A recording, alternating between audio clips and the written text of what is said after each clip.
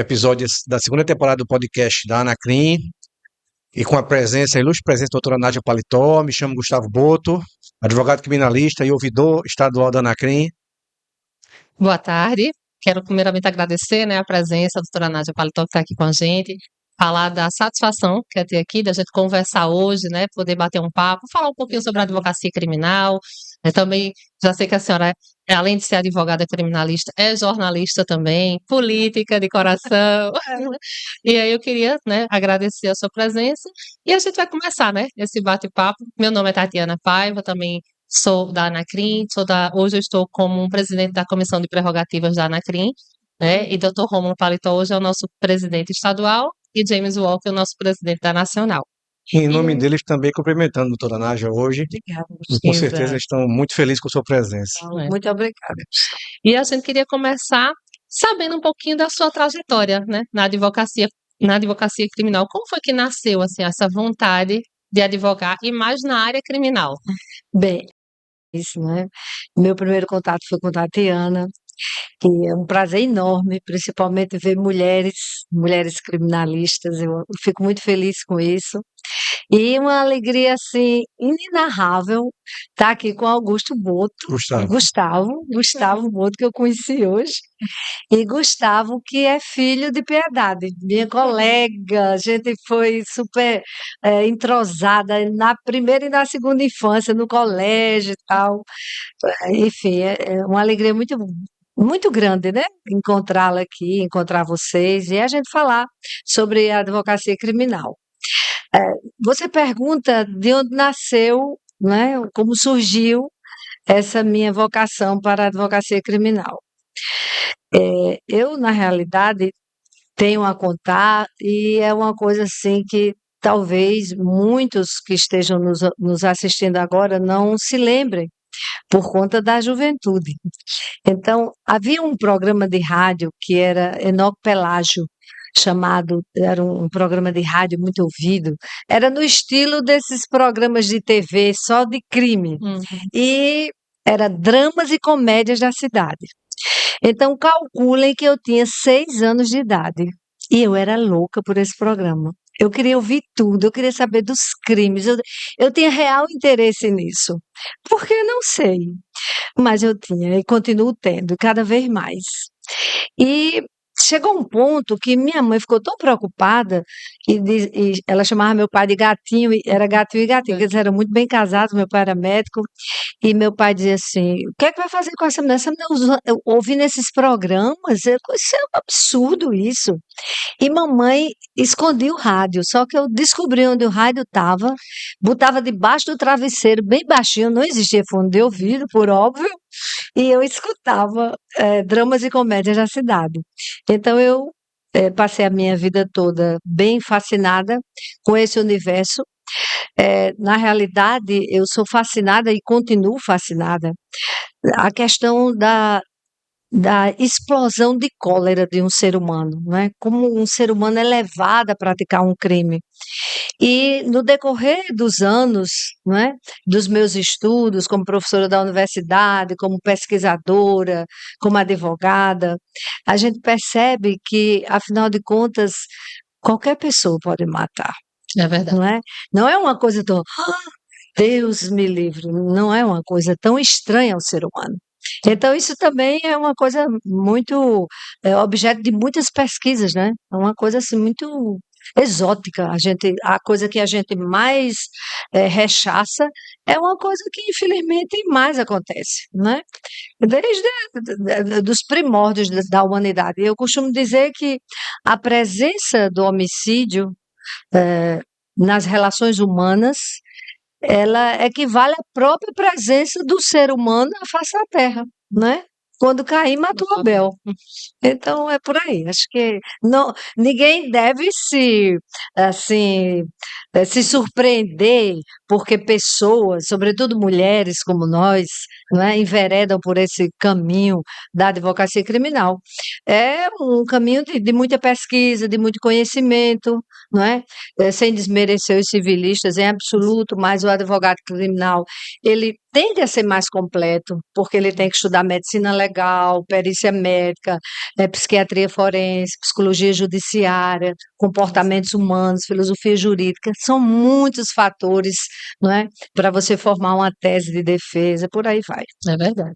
Doutora Nádia, eu também quero dizer que a alegria também é minha estar diante da senhora aqui, Obrigada, Gustavo. não também pela relação da senhora com minha mãe, mas pelo que a senhora é na advocacia paraibana, É. pelo que a senhora apresentou como mulher advogada, num tempo que a gente sabe que só se falava em homens advogados e a senhora teve a bandeira de ser mulher, de se destacar como mulher advogada no meio de homens que tinham nomes renomados, e a senhora chegou no patamar deles e brigando junto, tete a tete. E eu queria embalar nesse raciocínio e perguntar, a senhora, quantos anos a senhora tem mais ou menos de advocacia, para o pessoal conhecer, e que a senhora pudesse falar desse começo, porque de fato, a senhora como mulher, no começo de uma advocacia que predominantemente masculina, né, assim, principalmente a criminal, e decidir ser criminalista numa época que a advocacia criminal também era um pouco discriminada, porque a gente é Com advogado de bandido, né? certeza. Quaté quando eu comecei Hoje era ainda é um discriminada, pouco. hoje melhorou bastante, mas até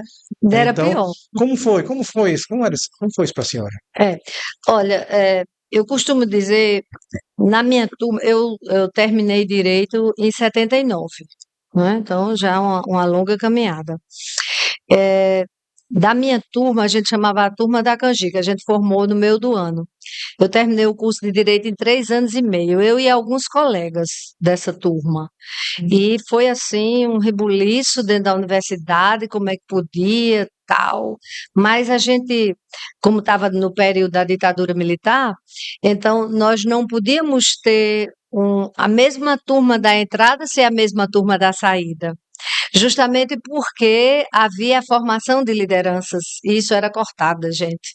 Então era tudo blocado, que você pagava com o Gustavo, depois com Tatiana, e por aí vai. Você não estava numa turma que pudesse continuar nela até o fim. E tinha também curso de férias, você podia pagar várias matérias, e eu era estudante profissional. Então, eu só estudava. Então, teve semestre, por exemplo, que eu pagava 10, 12 disciplinas e dava conta de tudo. Então, fui a caçula da turma, terminei direito com 21 anos. E foi, assim, uma coisa muito boa, porque eu costumo dizer que na realidade, eu já entrei com a cabeça feita. Eu não entrei assim, eu vou fazer direito, não sei se quero ser magistrada, não sei se quero ser promotora, não sei se quero ser advogada, não sei se quero ser oficial de justiça, enfim. Eu entrei sabendo que ia ser advogada criminal e especificamente de júri, que era o que me interessava, né? Então, eu nunca tive dúvidas com relação a isso. A minha vocação e o exercício dela, e como eu a procurei, e como eu não abri mão dela, é uma coisa assim muito forte em mim. É tanto que eu tive outras atividades extremamente avassaladoras, sedutoras, como a política, e nem assim eu saí da advocacia. Então, eu costumo dizer, eu amo muito a política, vou morrer sendo política, embora sem mandato.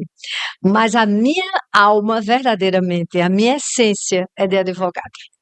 A senhora sentiu uma dificuldade maior por ser mulher, a senhora, assim, Sim, né, meu Deus, olha, quando eu comecei a advogar, ainda por cima muito jovem, né?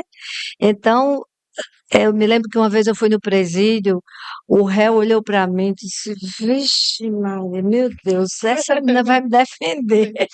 Eu já sou baixinha, né? Então, e os advogados mais antigos, eles diziam: Mas isso é muito estranho, mulher oradora? Isso é muito estranho, vamos observar isso, né? E eu era muito fã de Abraão Beltrão, de Geraldo Beltrão, que é o pai de Abraão, também sou muito fã de Abraão. Geraldo Beltrão, o pai dele.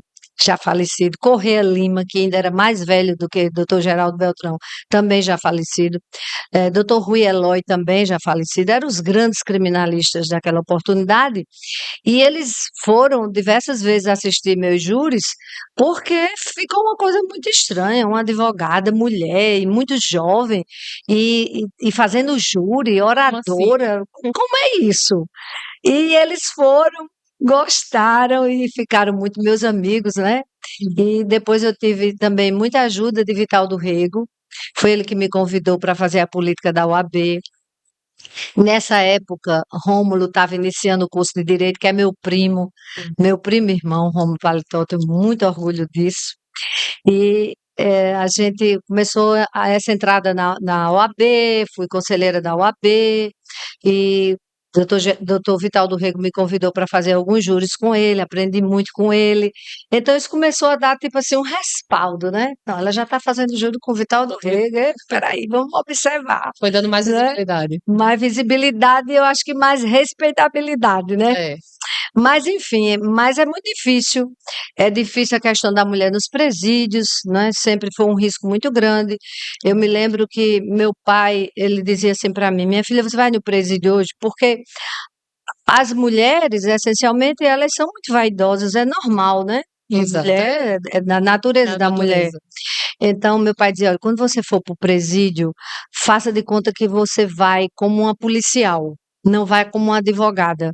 Não que você vá armada, você não vá de saia, procure de calça comprida, procure com a roupa mais solta, não bote nenhum tipo de maquiagem, procure ir o mais simples possível, porque é um ambiente com homens, só com homens, e você é muito jovem, é mulher, e esses são Obrigada. os conselhos dele que eu levei em conta e eu acho que deu certo, não é? Não é que a roupa vai fazer você se impor, mas realmente os presídios, sobretudo os presídios masculinos, eles têm um risco maior para as mulheres, isso é óbvio, não é?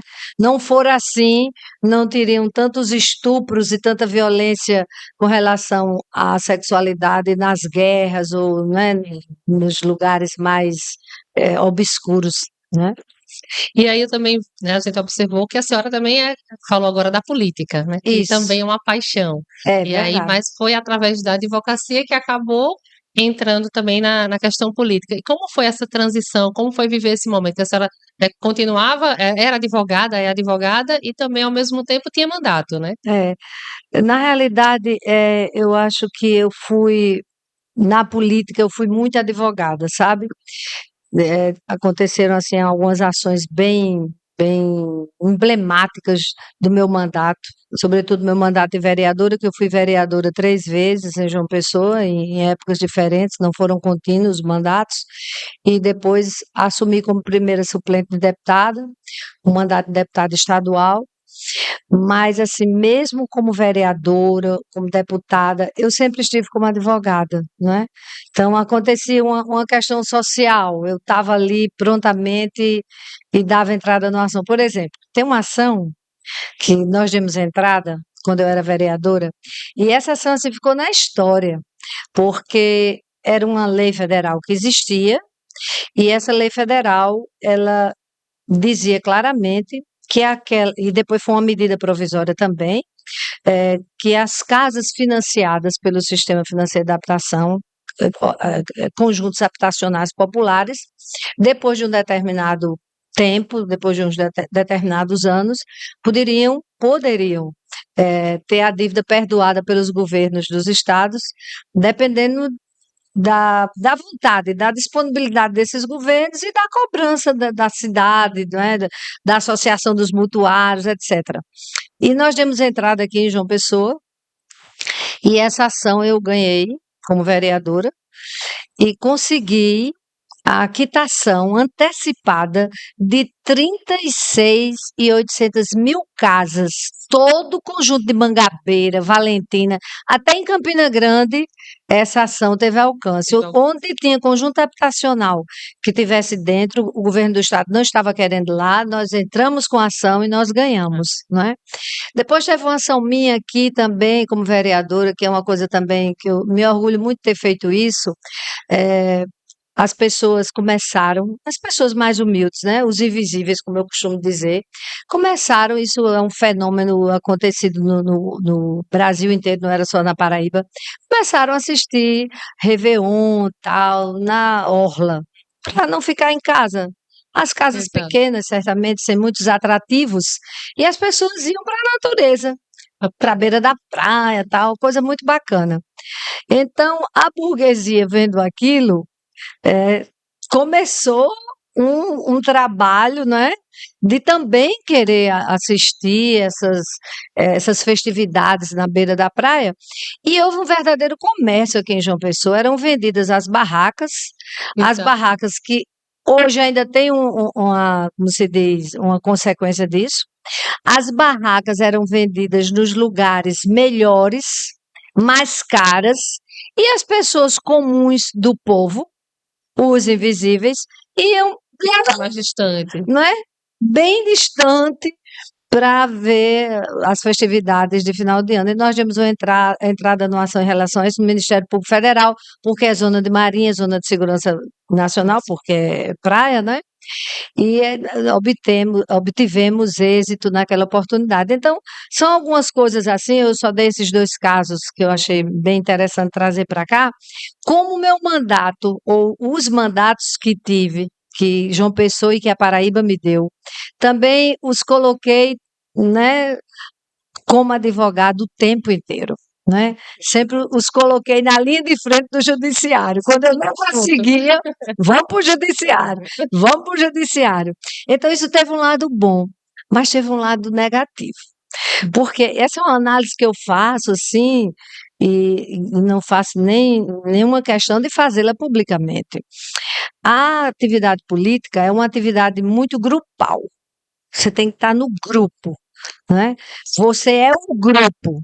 O grupo decidiu aquilo, você faz. Só que a atividade advocatícia não é assim. Nós somos advogados, não é, Gustavo? Com certeza. Não é, Tatiana? Então, Exato. nós sabemos que não funciona Não. assim. O advogado tem a sua personalidade forte, tem a sua postura, a sua posição, a tese que você vai tomar, o caminho que você vai escolher. Então, eu sempre, nesse aspecto, eu fui sempre muito rebelde, tá? E eu acredito que isso não foi bom politicamente, não é? Porque era difícil, eu não tinha muita facilidade de estar assim, dentro do pensamento do grupo. Eu gostava de ter o meu próprio pensamento, a minha própria posição, a minha própria estratégia, né? E a atividade política é bem diferente da advocacia em relação a isso. É verdade. Doutora Nádia, além de advogada, política, a senhora também é jornalista, né? Sou. Como é que é isso? Como é que veio primeiro? Menino, Como é que é essa sua história? Isso, A isso, senhora é isso. muito Muito bem. facetária. Demais, olha, demais, viu? O mestrado é em psicologia, Ora, o doutorado é em sociologia. Então, a ciência é uma coisa linda, né? Olha, eu estava fazendo o curso de Direito e, mais ou menos no meio do curso de Direito, abriram os cursos de comunicação social no país inteiro, porque vivíamos aquela época da ditadura militar.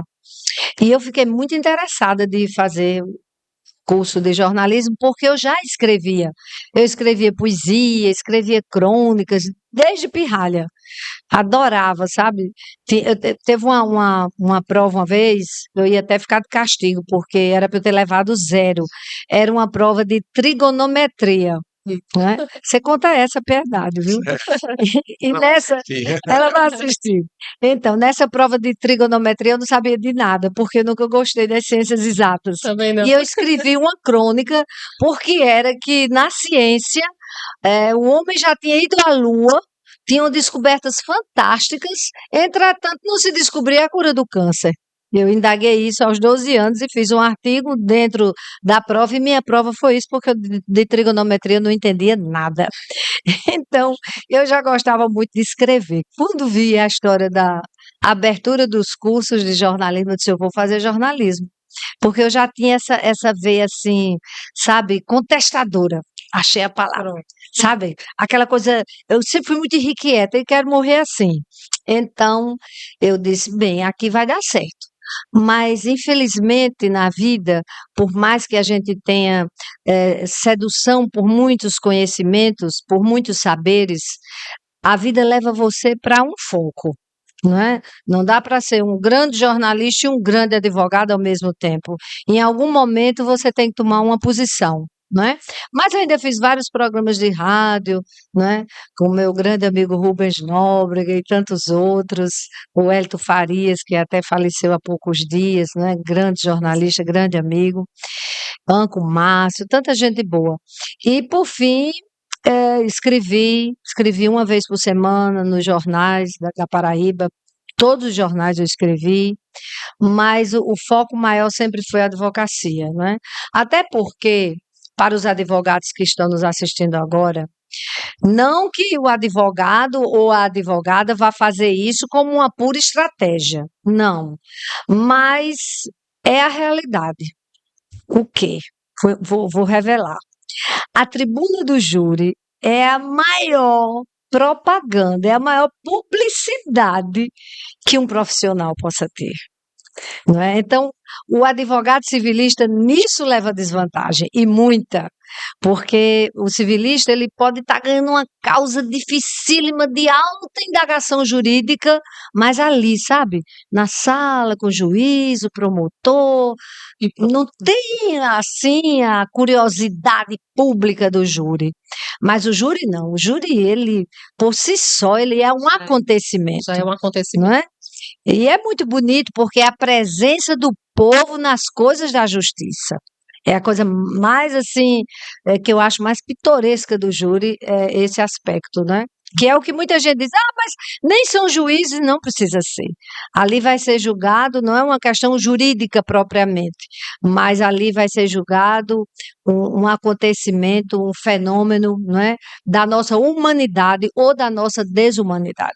Dona Nádia, eu percebo que a senhora tem uma personalidade muito contestadora, desafiadora, pois É verdade. que ser advogado é criminalista no mundo predominante masculino, que ser jornalista no meio de uma ditadura, né, e que É a verdade. censura predominava também, né? Mas, Foi para a política que por si só já é a gente sabe, uma selva. Totalmente É. fora da caixa, né? Fora do grupo. Totalmente.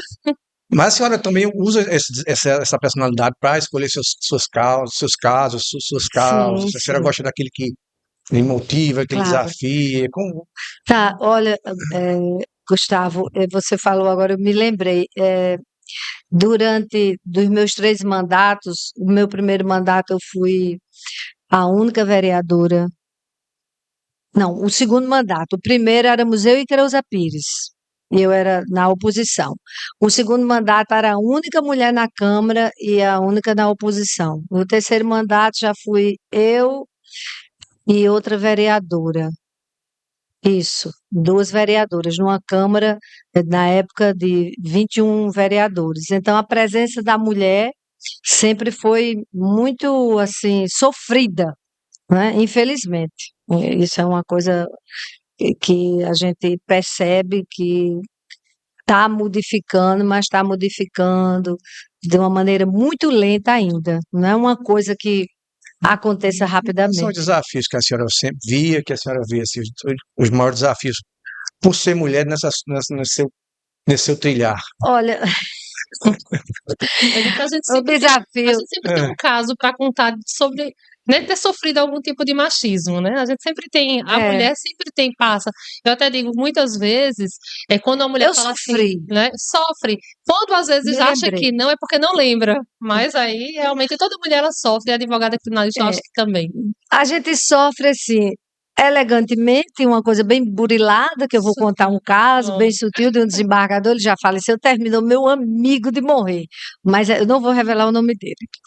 Aconteceu e acontecia na Câmara também. Na Câmara, por exemplo, uma vez, eu na oposição e a outra vereadora na bancada da situação. E nós tivemos uma Um embate. discussão, um embate político, o maior respeito, eu por ela por mim, a gente era muito amiga e tal. Aí os jornalistas todos no outro dia amanheceram com a seguinte legenda nos jornais. A briga das anáguas, que nem usavam mais anágua naquela época. Imagino que é bem para trás. A briga, porque não quiseram dizer a briga das calcinhas dentro do sutiã, aí por respeito botaram a briga das anáguas, né?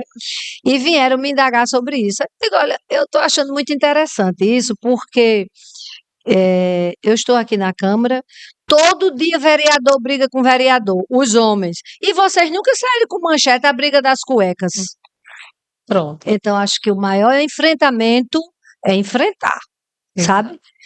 Você não pode No CD. dizer ceder, ficar atemorizado, ficar temeroso. Não, a gente tem que ir para o enfrentamento. Eu sempre fui assim. No tribunal, um habeas corpus. Eu fui fazer uma ostentação oral de um habeas corpus e eu perdi o habeas corpus. E eu devo ter ficado muito triste, né? As pessoas de personalidade muito forte, como eu, vocês também, a gente tem uma coisa bem assim. É bom e ao mesmo tempo é ruim, porque ficamos vulneráveis à vista dos maus. Mas se a gente não se agradar de uma coisa, está na nossa face. Não dá para enganar, não é assim? Então eu fiquei tão entristecida que o desembargador, esse que transformou-se num grande amigo, percebeu, né? Ele tinha sido meu professor. Aí ele disse: olha, eu, eu dei esse voto, não, e eu na tribuna perdendo, só faltava o voto dele. E ele ia votar contra. E ele já percebeu que eu estava muito arrasada Você na tribuna. Aí ele disse: olha, é uma advogada jovem, aí fez aqueles elogios e tal, enfeita esta casa, é um jarro de flores nessa tribuna, menino. Pra que o desembargador foi dizer isso? Tatiana, eu fiquei brava, viu? Aí eu imagina. disse: olha, pela ordem, eu peço a palavra a Vossa Excelência. Eu estou aqui como um ser humano desassexuado. Eu não sou homem, não sou mulher. Eu aqui sou um advogado, exijo respeito. Eu não estou aqui nem como jarro de flor, nem como flor. Eu estou na defesa do direito do meu constituinte e, como tal, exijo respeito desta casa. Foi um Pronto. mal-estar. Eu não sei se a essa altura da minha vida eu teria feito isso. Certamente que não, não é? Mas a gente, na juventude, a gente comete esses excessos, né? E esses excessos são bons para conscientizar as São pessoas. necessários. São necessários. No fundo, eu tô com Nádia lá de 20 e poucos anos, sabe? São necessários, porque da outra vez, quando um desembargador quisesse elogiar um advogado nesse aspecto, não Não, elogiaria, já não, iria não pensar, era o já iria, momento. Se eu exato. estivesse numa festa, ele disse: ah, você está bem e tal, mas eu estava na tribuna, não tinha nada de vaso de flor ali e tal.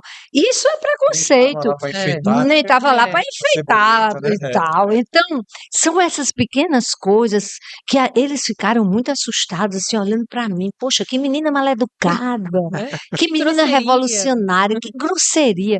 Mas eu não pedi desculpa a ninguém. Estava E com correto. os anos eu percebi o tanto quanto eu fui, sou e continuo sendo respeitada, exatamente por conta dessas minhas posições. Então, não me arrependo, acho que foi certo e que de alguma forma colaborou, né, para que as mulheres que vieram e estão vindo depois de mim encontrem um terreno menos agressivo, menos tóxico, como se É. gosta de falar Eu digo hoje. que a gente vive uma desconstrução, né? A gente, justamente, precisamos desses momentos de enfrentamento, de imposição, Tá. para que a gente possa desconstruir o machismo, não só no meio do judiciário por completo, né? Que eu digo, até as mulheres também, muitas são machistas, e a gente vive Claro.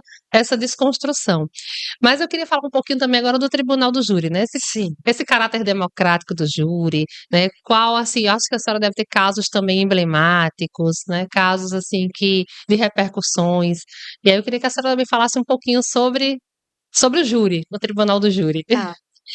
O Tribunal do Júri é uma coisa assim, falar do Tribunal do Júri é falar sobre a minha vida toda. Eu tenho uma verdadeira fascinação pelo Tribunal do Júri. Sempre quando eu ia fazer um júri, ainda hoje é assim, eu gosto de ir um dia antes, quando não tem ninguém no salão, e sentir o território onde eu vou atuar no dia seguinte. É uma coisa que eu sempre fiz e faço e acho que dá muito certo, sabe? Então, para mim, verdadeiramente é um templo. Eu tenho muito respeito pelo Tribunal do Júri, muito respeito pelo réu. Durante 20 anos advogando no júri, o doutor Wilson Pessoa da Cunha, ele passou 20 anos no tribunal do júri, eu fiz vários júris com ele no início da minha vida, nem era professora ainda. E doutor Wilson sempre dizia do respeito que se deve ter ao réu, não é?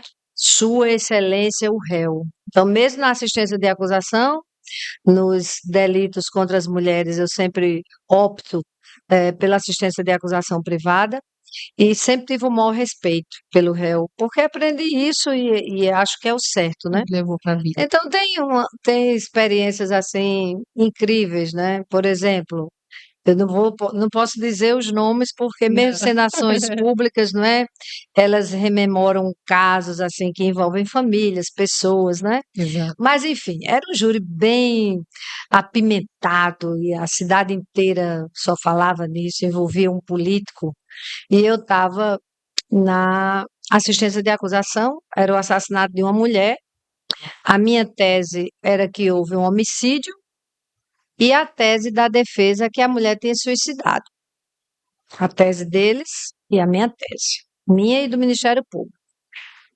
E quando, quando o júri começou, tinham muitos ônibus da cidade, ele era líder de uma cidade aqui da Paraíba, e vários ônibus foram, né, para o plenário, teve entrada de muita gente, era um tribunal grande, não ali onde é o prédio, era onde hoje é o pleno, que era o tribunal do doutor Wilson Pessoa da Cunha, tribunal grande, cabiam quase 600 pessoas, um tribunal imenso, estava lotado. E a causa estava bem difícil, né? Mas o certo é que quando a madrugada já avançada, o dia já amanhecendo, saiu o resultado do júri e eu perdi o júri por um voto. Perdi o júri, meu pai sempre assistia todos os meus júris, mas nesse dia meu pai teve que sair mais cedo porque tinha que viajar para a fazenda e eu estava só. Quando terminou, eu me lembro que o oficial de justiça, seu Marinésio, chegou para mim e disse: doutora Nádia, a senhora vai ser vaiada. Eu ainda estava de beca, não era num tempo que não usava, não tinha essa história de computadores, a gente ia com livro, aquela com mala e tal. processo. Eu ainda estava com a beca, nem a beca eu tinha tirado, eram umas 4 horas da manhã, o auditório lotado, o povo em pé, comemorando e tal. Aí disse: a senhora vai ter que sair. Eu acho melhor a senhora sair por trás, porque se a senhora sair pela frente, atravessar esse auditório todinho, a senhora vai ser vaiada, pode ser até desrespeitada, sei lá, agredida. A senhora venha com a gente. Estava ele e outro oficial, a gente vai levar a senhora, conduzir a senhora. Aí eu disse: eu saí por trás do tribunal onde eu trabalho, com dignidade, eu vou sair pela frente. Não tem quem me tire, eu vou sair pela frente. E eu saí pela frente. Foi uma coisa bonita de ver, porque eu saí pela frente, de beca, os braços cheios de processo, a pasta de advogada, empinei meu nariz, atravessei o tribunal inteiro. Ninguém, absolutamente ninguém, me vaiou, nem disse nada comigo. Quando eu ia descendo as escadas, aí veio o melhor. Um senhor, não era nem um senhor, um homem de seus 40 e poucos anos, chegou junto de mim, aí disse: a senhora quer ajuda? Ora, o dia já vinha amanhecendo, a barra do dia nascendo. Aí eu disse: quero, eu cansada, triste, cheia de processo, de bolsa, sozinha, meu pai sempre estava comigo, nesse dia não estava, e eu deixei ele levando as coisas, ele foi conversando comigo e disse assim: a senhora está muito triste, não está? Eu disse: demais. Estou demais, porque eu não consegui colocar esse homem na cadeia. E ele matou minha cliente, eu tenho certeza. Portanto, eu estou muito triste. Aí ele disse: não fique, não. A senhora não fique triste, não, porque eu creio que a senhora hoje nasceu de novo. Aí eu disse: eu nasci de novo? Por que eu nasci de novo? Disse: porque certamente a senhora ia morrer se a senhora tivesse ganho esse júri. Eu disse: eu ia morrer. Eu disse: eu penso que a senhora hoje ia ser muito difícil para a senhora. Eu acho que a senhora alcançou hoje a sua sobrevivência. Uma vitória. Uma vitória. Aí eu fiquei processando na minha mente e foi chegando perto do carro. Ele botou os processos em cima do capô do carro. Eu fui abrindo o carro. Que quando eu olhei, ele desapareceu na rua, não o vi mais, a rua muito deserta, não o vi mais. Aí fui para casa, quase não dormi, preparei o recurso. De 11 horas da manhã eu estava no tribunal para dar entrada no recurso por novo júri. Aí estava um maior murmurinho no júri. Era a história que realmente eu tinha escapado da morte, porque se eu tivesse ganho o júri, eu teria sido assassinada, possivelmente. Isso. E ainda hoje eu fico pensando, Tatiana e Gustavo, se aquele homem que me acompanhou não era o homem que ia Não me era. matar. É, Eu penso, sabe? Porque como é que ele sabia dessa dessa história? história. Talvez ele tenha tido a curiosidade, não é? De dizer De pelo dizer, eu menos. vou ver como é a mulher que eu ia matar, Exato. sabe? Mas isso aí já é da minha cabeça. Mas que realmente Mas não fica. tem uma certa, Tem uma lógica, não é? né? Então foi um caso assim que eu nunca esqueci, sabe? Realmente Também não tem tem um como. caso interessante, eu creio que se fizer uma pesquisa, o único, ou um dos únicos, talvez tenha tido mais um ou dois, se é que houve, porque na minha época foi o primeiro caso de infanticídio julgado pelo Tribunal Popular do Júri da Paraíba. Eu estava na defesa da infanticida e a gente conseguiu absolvê-la. Foi um caso muito bonito. Doutora, nós temos um caso assim do seu coração mesmo, que quando a senhora se lembra, está. Porque a gente sempre tem. Assim, eu tenho um que não teve repercussão, não teve nada, mas aquele caso Que ficou. que ficou no meu coração, que eu acho que eu fiz justiça como nunca, e sempre que eu falo, e não sei se eu conto Tem, esse caso. Tem um caso que a tem. senhora Tem um possa caso no meu relatar assim. coração. Nem foi um caso assim. É, que tem repercussão, mas às vezes é, pra Esse gente é. ficou no meu coração. Ficou no meu coração. Eu estava. Eu cheguei para doutor Wilson Pessoa. Minha família é eminentemente de médicos, né? São 68 médicos. Nossa. No último cadastro que eu fiz, né? Mas tem mais, gente. Então só dá médico. E eu me lembro, você falando do caso pitoresco, né? Então, tem casos assim, tem casos que a gente não esquece, não é? Então, eu cheguei, como não tinha com quem me valer, a família toda de médicos, aí eu disse, eu vou falar com o juiz do júri. Eu era advogada do banco, do Paraíba Crédito Imobiliário, e tirava as férias para fazer júri, audiência e tal. Aí eu disse, eu queria falar com o juiz do júri, doutor Wilson Cunha, que é muito meu amigo, faleceu recentemente. Aí eu disse, olha, eu sou advogada, eu já fiz júri simulado, já fiz júri no município de Bahia e tal, tenho alguma experiência, eu queria uma oportunidade de eu fazer um júri aqui ajudando o pessoal da Defensoria Pública, o senhor podia abrir essa A senhora com quanto oportunidade? tempo de formado? Pouquíssimo, uns 2 ou 3 anos. Eu queria que o senhor me desse essa oportunidade de conversar com o defensor público e tal. Que eu também sei que o juiz pode nomear um advogado, não é? E o advogado vai trabalhar gratuitamente. Se o senhor pudesse me nomear, eu lhe agradecia muito. Aí ele disse: quer dizer que você quer ser advogada? Eu disse: sim, senhor. Eu bem séria, bem compenetrada. Sim, senhor, eu quero ser advogada. Eu já sou advogada, eu quero ser advogada criminal, júri. Júri. Aí ele disse: quer dizer que é isso que você quer? Eu disse: que é isso, sim, senhor, que eu quero. Eu disse: olha, pode voltar aqui amanhã que eu tenho uma coisa boa para a senhora. Menino, olha, Gustavo, eu nem dormi de alegria. Nem Meu comigo. Deus, eu vou fazer júri na capital. Olha, fiquei muito feliz. Quando foi no outro dia que eu cheguei lá e o doutor Wilson viu que eu tinha chegado, mandou me chamar no intervalo da audiência, aí me entregou um papelzinho e disse: pronto, a senhora começa a funcionar na próxima sessão do júri. Eu disse: meu Deus, doutor, que alegria. E qual é o processo que eu vou pegar? Aí ele disse: a senhora leu o papel que eu lhe dei? Aí eu disse: oxe, o senhor me botou como jurada? Eita. Amor de Deus, ele disse: não, mas você é muito jovem. Você primeiro vai ver o que acontece, para depois eu lhe dar algum processo, botar você para defender com os outros colegas. E assim foi feito. Então foi muito bom, sabe? Porque eu tive uma experiência maravilhosa como jurada.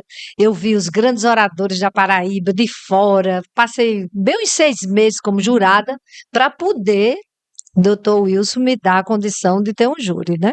Aí veio o júri do meu coração. Um amigo meu chegou e disse: Nádia, é o seguinte, você está aqui ajudando a gente, fica sempre nos processos, eu ajudava todo defensor público. Marconi Chianca me ajudou muito, meu amigão, demais até. Aí essa minha amiga disse: olha, eu não tenho condição de advogar para esse rapaz. Ele matou uma criança de 14 anos. E eu não vou defender ele de jeito nenhum. Se você quiser, é outra coisa. Esse júri você vai fazer só. Eu não vou fazer, não. Nem Eu sou ajuda. defensora pública, mas eu entrava até com algum pedido, mas eu não quero fazer. Aí eu disse, não, eu faço. Aí era o primeiro júri que eu ia fazer sozinha na capital. Eu devia ter uns 22 anos. Aí eu disse, beleza, eu vou. Aí fui no presídio, aí veio aquele rapazinho muito jovem, de 25 anos de idade, baixinho, tão baixinho quanto eu. Conversou comigo e tal. Aí ele me mostrou uma carta. Bom, eu sou católica, tenho muito respeito por todas as religiões, mas ele me mostrou essa carta. Eu sou testemunha de que isso aconteceu. Ele disse: Eu nem sabia que a senhora viria, mas já tinham me noticiado que a senhora viria. Eu disse: Chico, como é isso? O senhor não sabe que eu vim? Como é que ele disse que eu vinha? Sabia. Disse: Pela carta que minha mãe mandou. Aí a mãe, ele foi na cela, pediu permissão, deram a permissão, ele na máxima de Mangabeira, viu? Trouxe essa carta, aí na carta vinha dizendo: olha, vai chegar uma jovem advogada, que não é a que ia ser sua advogada, se pegue com ela, porque é ela que vai lhe absolver no júri, essa mulher que vai fazer com que você escape da cadeia e da condenação. Aí eu li aquilo, fiquei muito impressionada, não dava para ele ter feito aquilo, foi muito rápido, ele foi e voltou, né? Aí fomos a júri, fiz o júri sozinha, ganhamos o júri e ficamos muito amigas, eu e ele. Ele aprendeu a ler no presídio, né? E ele me chamava de mamãe, muito embora que a gente fosse praticamente da mesma idade. E pedia a bênção a mim quando eu ia visitá-lo, sabe? Porque ele estava cumprindo o resto de pena de uma lesão corporal, mas do júri ele foi absolvido. Aí depois ele saiu, ficou no Rio de Janeiro trabalhando, depois foi para São Paulo trabalhar em fábrica, ligava para mim no Dia das Mães. Ficou uma amizade, assim, foi uma coisa muito assim, sabe, incomum dentro da advocacia, essa amizade que eu peguei com ele e ele comigo, e o fato dele ter se recuperado, dele ter voltado à vida, ter trabalhado, e o menino que ele matou era um menino que tinha 1,70 m e pouco, quase 1,80 m, era viciado em droga, o menino tinha tentado matar a própria avó, ele foi acudir a avó do menino, terminou matando o menino, e o menino era muito maior do que ele. Era um menino de 17 anos, ele tinha uns 23 na época. Então, ficou assim, matou uma criança de 14 anos e nem tinha sido tudo isso, né? Como sempre conta, tu deve ter contado também um caso muito curioso, que ele disse que foi o primeiro júri dele, foi com a senhora. E disse que foi, parece que foi de Princesa, foi no interior desses assim, não lembro o local. E ele disse que a senhora chegou lá com ele, e o rapaz muito querendo saber quanto é que ia ser, e quanto é que ia ser o júri, quanto é que ia Foi, ser o foi. júri, né? Lembra Esse agora que ponto, né? contou, foi. Foi. E a senhora fez, olha, você sabe que vai É ser caro, vai ser caro. Me lembro dessa história. Eu acho essa história fantástica. Então, se a senhora puder contar, eu acho, Tá, vou contar. Eu não quis contar, até tinha me lembrado, mas já que você pede, eu vou contar. eu acho fantástico, até para mostrar o tamanho e a amplitude do coração da senhora e Obrigada, como a senhora Gustavo. leva a advocacia ao Obrigada. pé da letra, né? Era por Um isso que eu não amor. queria contar, mas você já começou, agora eu vou ter que contar. Porque isso aí É, conta sempre, eu acho É, fantástico. sempre conta. é um caso de fratricídio. Um irmão que matou outro irmão. O júri foi em Bonito Santa Fé, Exato. né? Alto Sertão da Paraíba, que é o berço da família Paletó. Era uma família muito humilde e tal, e nos pediram para fazer a defesa. Um irmão tinha matado outro irmão, a família era dividida, a metade era a favor dele, a outra metade era contra, mas o irmão já tinha tentado contra a vida dele, o irmão já tinha tentado esfaqueá-lo, tinha um material bom para a defesa, mas era irmão matando irmão, sempre é uma coisa muito chocante, não é? O fratricídio, o fratricídio sempre é uma coisa assim, impactante para qualquer pessoa. Bem, aí, e nada de eu dizer os honorários. Ele dizia, mas a senhora tem que dizer os honorários. Eu digo, eu só digo esses honorários no dia do júri, no fim do júri, eu vou lhe dizer. Se o senhor não puder pagar, eu disse, pode, Tem como. você vai poder pagar. E vou, doutora Nath, vai, tenho certeza, eu só vou lhe cobrar o que você vai poder me pagar. Nem mais, nem menos. Fique tranquilo. Tocou o júri. Aí ganhamos o júri, né? Rômulo e eu. Aí, quando terminou o júri, ele chorando muito e tal, disse, doutora Nádia, e os honorários? Eu disse, eu vou dizer agora. É o seguinte, enquanto vida você tiver, você não vai derramar mais o sangue humano. Meus honorários são esses para você. E realmente, ele foi um outro. Esse que matou o menino, o apelido dele era Careca. E esse rapaz, ele foi morar no Rio e durante muitos anos ligava para mim, ligava para Rômulo, e ele sempre dizia isso. Olha, eu me lembro a senhora falando da história de nunca mais derramar o sangue humano, não é? E nunca, sim, e nunca mais beber, porque ele bebia também. Ah, Viu? Então eu disse, olha, você nunca mais vai derramar o sangue humano e nem vai nunca mais beber. Que é uma coisa, Tatiana, é uma regra minha, sabe? Eu nunca defendi um réu duas vezes por questões outras. Duas vezes no mesmo júri, tudo bem.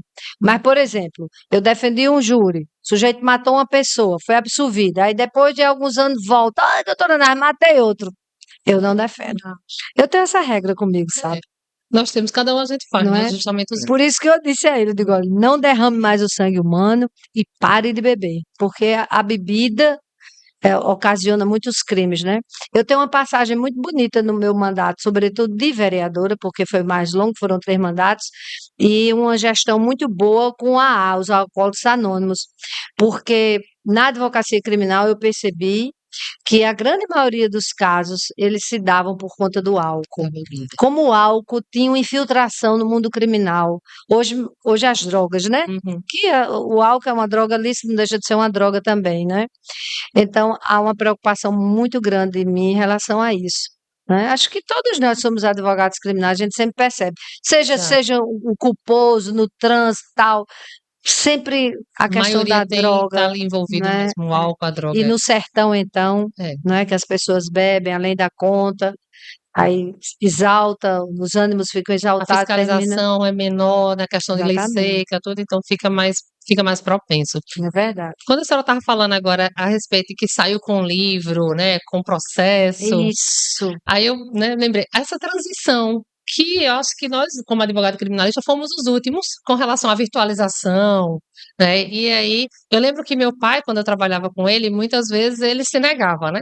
Aí eu que ficava no computador, ele dizia até assim com o mouse, pega esse ratinho aí, bota esse nesse negócio aqui. Então eu que dei muito suporte a ele com o computador. E como foi essa transição assim, da senhora também, né? Sair do papel e para o físico. Eu, pelo menos, se tiver um júri, eu ainda hoje imprimo tudo em caderno, eu post-it, também. né? Mas a senhora também, como foi essa transição para essa É, virtualização pós-pandemia? na realidade, essa transição, ela se deu também por conta da minha vida acadêmica. Eu sou professora da Universidade Federal, já fiz concurso para a universidade como mestra, eu tenho mestrado em psicologia social. E depois eu fiz meu doutorado em sociologia. Então, essa questão da academia, houve também essa transição, né, do físico É. para o virtual. Eh, na época da pandemia, as aulas virtuais, você usar muito o computador, né, o sistema, o CIGA, botar nota de aluno, tirar, botar aula gravada, Deve tirar ter e sido tal. As coisas do doutorado, sobretudo do doutorado que foi mais recente, já foi bem nessa época, né? Tem 2 anos que eu terminei meu doutorado. Então, tudo isso facilitou muito.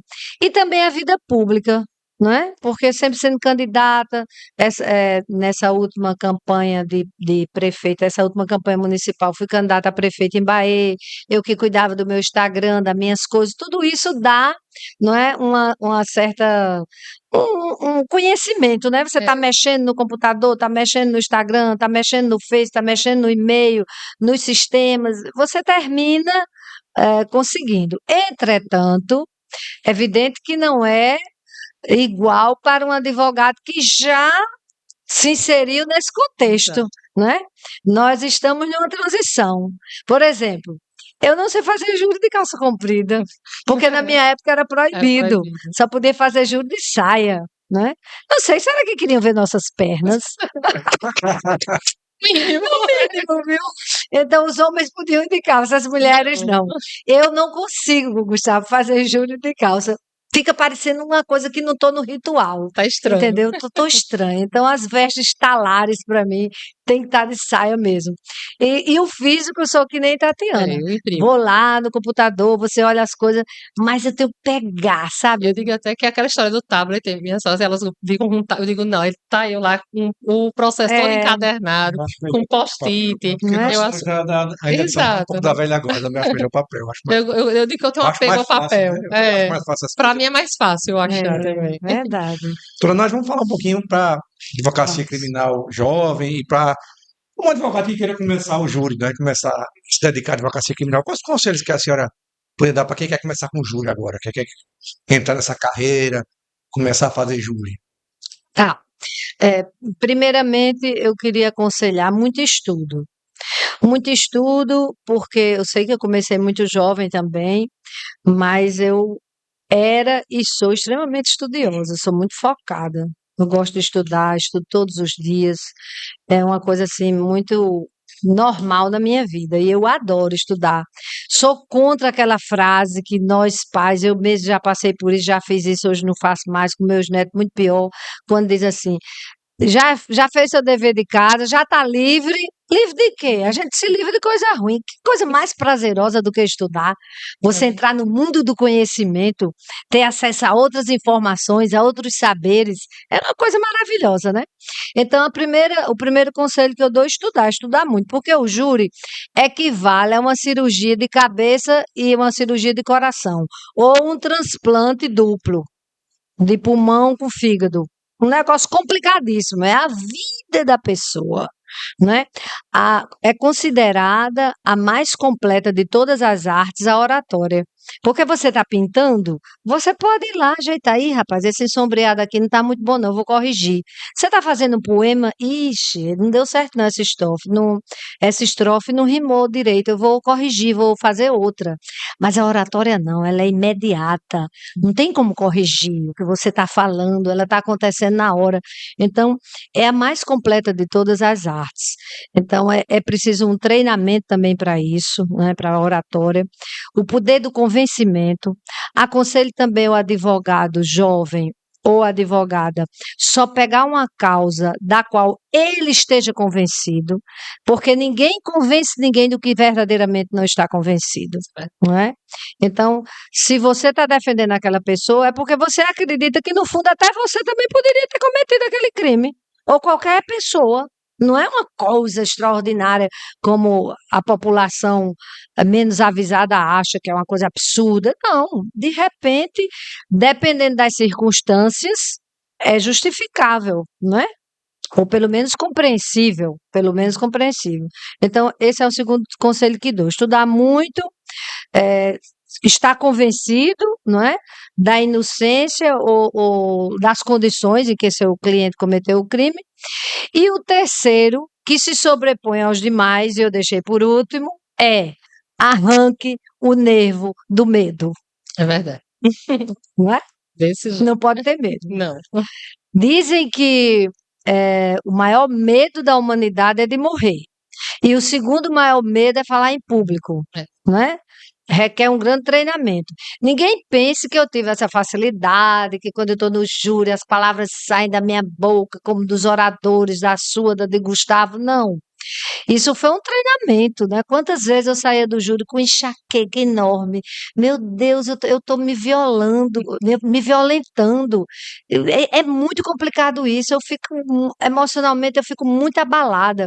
Mas eu sabia que era aquilo que eu queria, requer um treinamento, porque realmente falar em público é difícil, não é para todo mundo.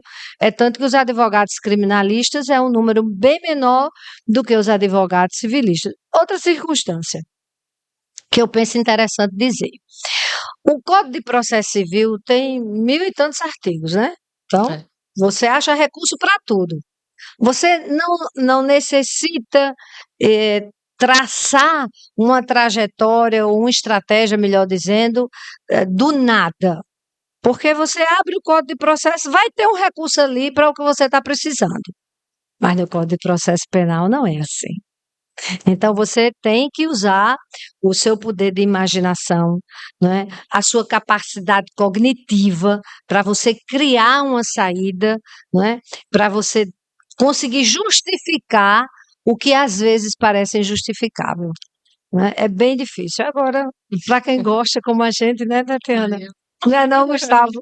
Não tem coisa melhor. sei não. Eu digo que às vezes é uma pecinha de xadrez. É um jogo de xadrez. Eu penso que é um Verdade. jogo de xadrez, né? Você tem que pensar em estratégia, parar, analisar. Não é assim, né? Como a senhora falou, o Código de Processo Civil está lá, mas o processo penal não. A gente É tem que verdade. pensar, acho que um pouco, O às vezes. juricia é um exercício máximo para a advocacia, eu acho, né? Exato, é. Você tem aquele feedback na hora, que da sua causa. É a cirurgia do advogado. Na hora ali você vai sentir se você ganhou, se você perdeu, É.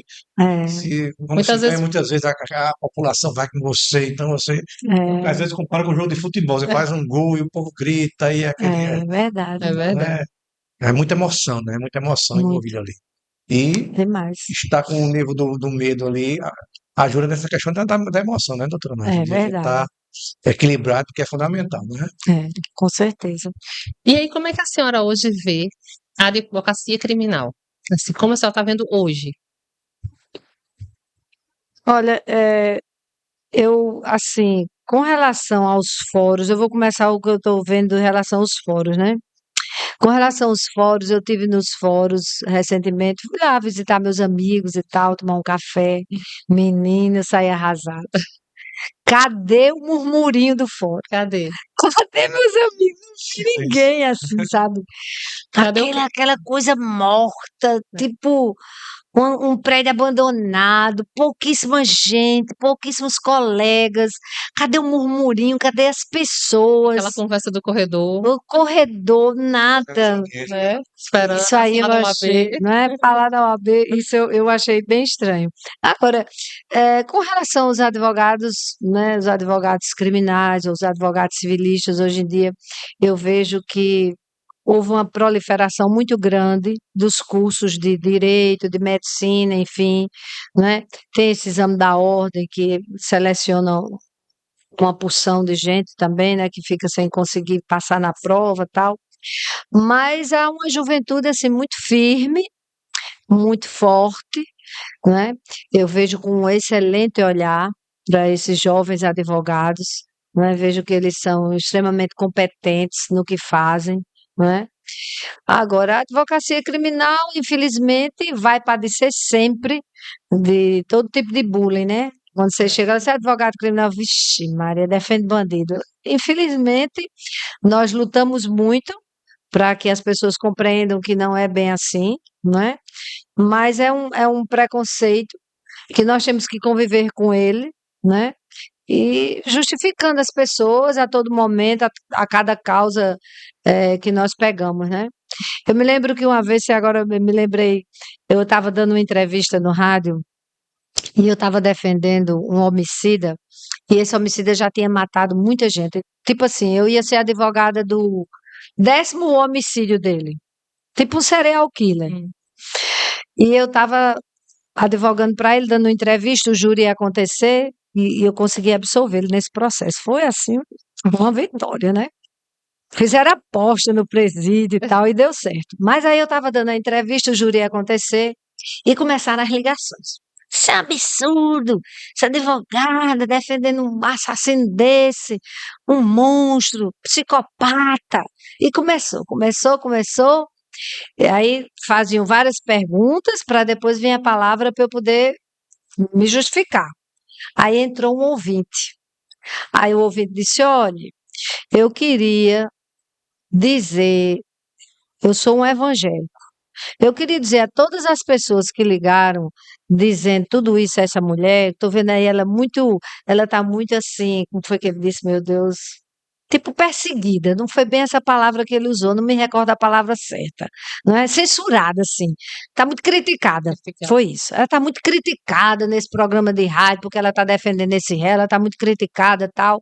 Eu sei que ela ainda vai falar, mas eu queria, como evangélico, eu estou aqui com a Bíblia, e eu queria só lembrar as pessoas o que Jesus disse, quando ele disse: eu não vim senão pelas ovelhas perdidas de Israel.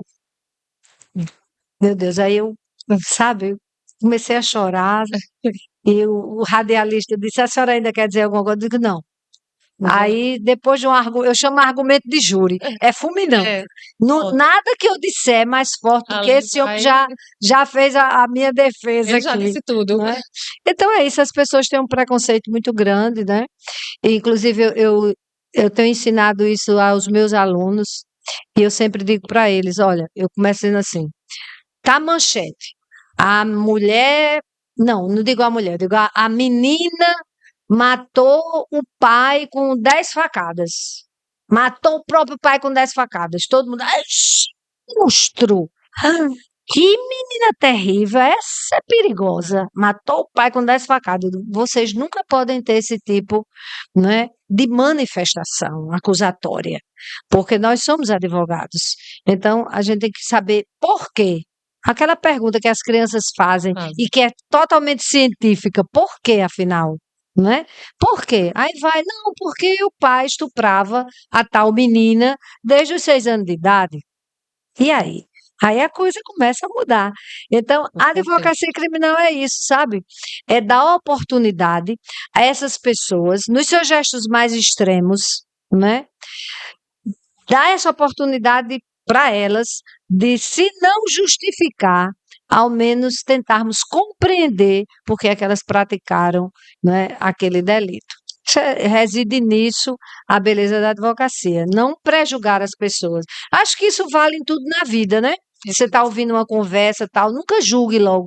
Procure saber mais detalhes. Como Tatiana Escute. falou, é num detalhe que a gente revela um crime, É verdade. não é? Às vezes você está ali, num detalhe, foi ele mesmo, tá certo. Isso aqui já disse tudo. Não é assim? É desse jeito.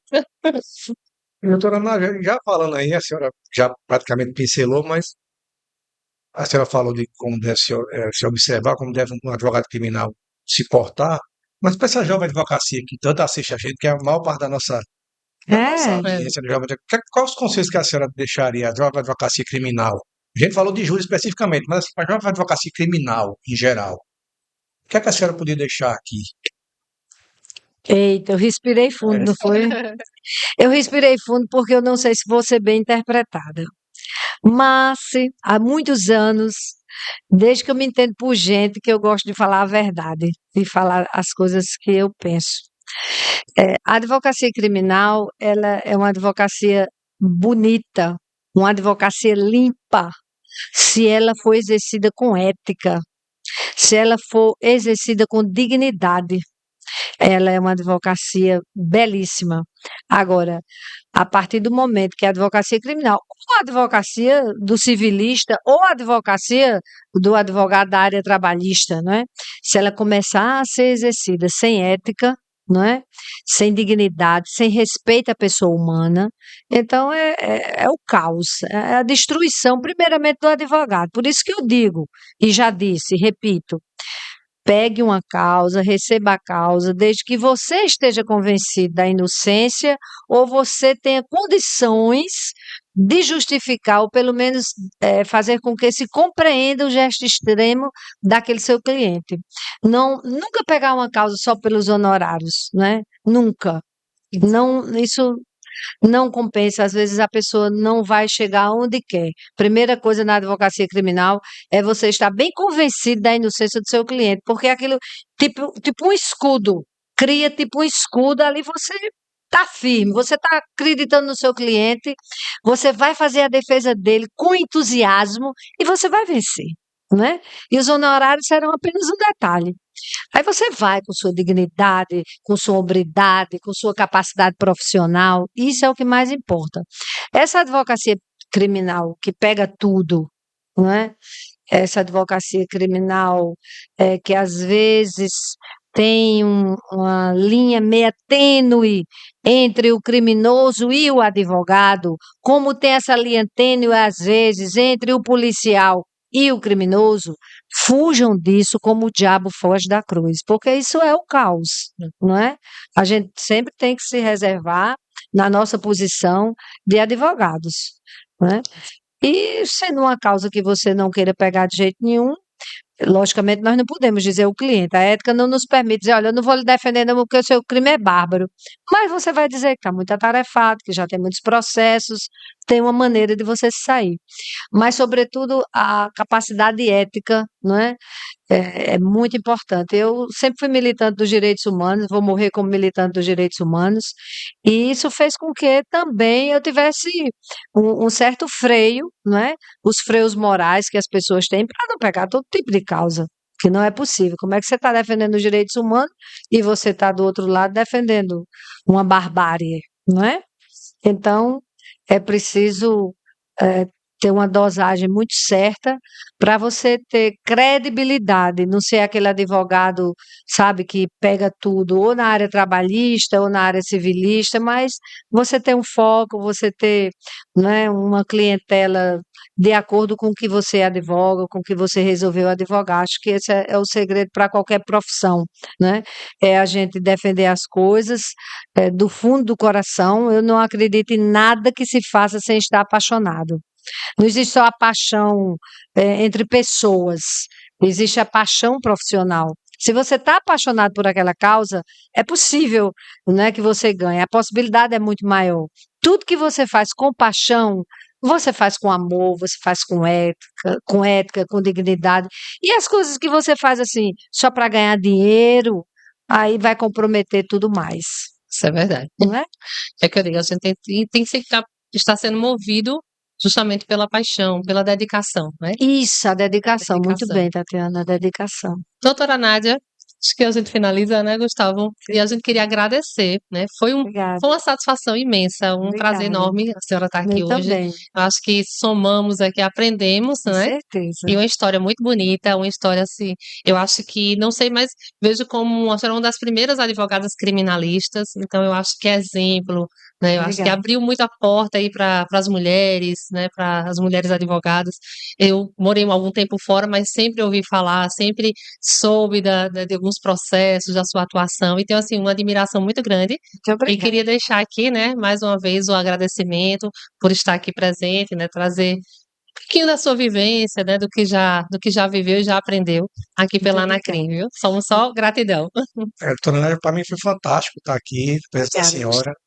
A senhora deu uma aula para a gente aqui, para todo mundo. Quem Literalmente. tiver a oportunidade de assistir esse podcast vai É aprender, porque a Vai. senhora com certeza tem seu nome já escrito na história jurídica da Paraíba, Obrigada, do nosso Gustavo. Nordeste. E com certeza, como Tatiana falou, é um advogado que deve inspirar, que as pessoas devem se espelhar, desafiadora como advogado tem que Exato. ser, Não mas é? culta também como tem que ser, Não é? né? Que sempre procura estudar e sempre procura ter ética, agir com honradez, com dignidade. Então, com certeza, a senhora é inspiração para esses jovens advogados, para todos nós aqui Exato. também. Quando Obrigada. quando surgiu o seu nome, foi assim, unânime, a Foi. gente Ei, foi aqui, não foi? que Não coisa Tem que boa. ser, perfeito, né? porque não Obrigada, teria ninguém Gustavo. para representar a mulher advogada criminalista, a luta como a senhora aqui no nosso podcast. Então, estou muito feliz. E a gente, Muito obrigada. em nome de Ron Paletó, de Dr. James Walker, a gente agradece a sua presença aqui e Muito deixa o obrigada. microfone para a senhora fazer suas considerações Tá bom, finais. eu quero agradecer muito, viu, Gustavo, a você, mandar mais uma vez um beijo carinhoso para sua mãe, Piedade. Ela fez um bom trabalho, excelente trabalho, viu?